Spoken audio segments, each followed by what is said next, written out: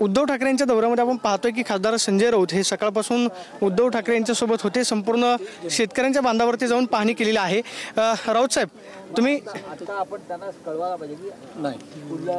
आपण पाहतोय की संजय राऊत साहेब आज दिवसभर शेतकऱ्यांच्या बांधावरती जाऊन पाहणी केली। अमित शहा मुंबईमध्ये आलेले आहेत, काल मुख्यमंत्री गेले पण थेट गोव्यामध्ये गेले अशी टीका मुख्यमंत्र्यांवरती झाली। अमित शहा ते भारतीय क्रिकेट बोर्डाची निवडणूक वगैरे असेल, ते काय मुलाचं केवढं काय जमते काय बघायला आले असतील, पण त्यांना काय महाराष्ट्रातल्या शेतकऱ्यांची फार चिंता अशातला भाग नाही। त्यांची वेगळीच कामं मुंबईमध्ये असतात। उद्धव ठाकरे साहेब फिरतायत, व्यथित आहेत, शेतकऱ्यांची वेदना आपण पाहतोय।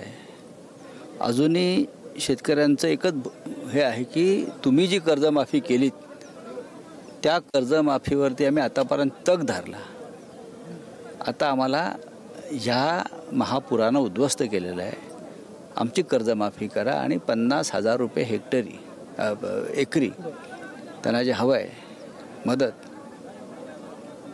ती मागणी आम्ही लावून धरू।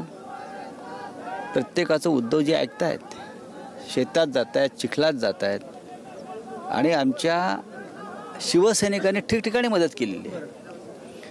फक्त त्यांनी त्या किटवरती आपले फोटो आणि नावं टाकलेली नाही आहेत। मात्र सरसकट कर्जमाफी झाली नाही तर मग शिवसेनेची भूमिका काय असेल? अजित पवार म्हणतात की लाडक्या बहिणींना 45,000 कोटी देतो। त्या संदर्भात शिवसेना पक्षप्रमुख उद्धव ठाकरे यांनी मगाशी पत्रकार परिषदेमध्ये भूमिका स्पष्ट केलेली आहे ना। तो निर्णय होईल ना काय करायचं ते।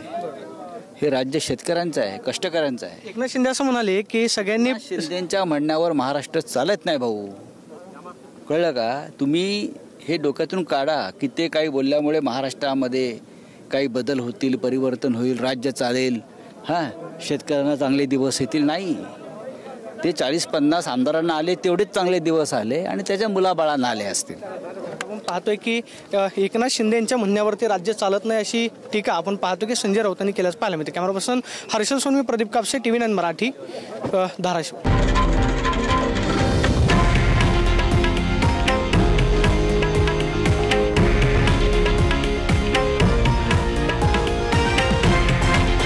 हे आहे देशातील नंबर 1 न्यूज नेटवर्क आणि आपण पाहत आहात TV9 मराठी, एकमेव।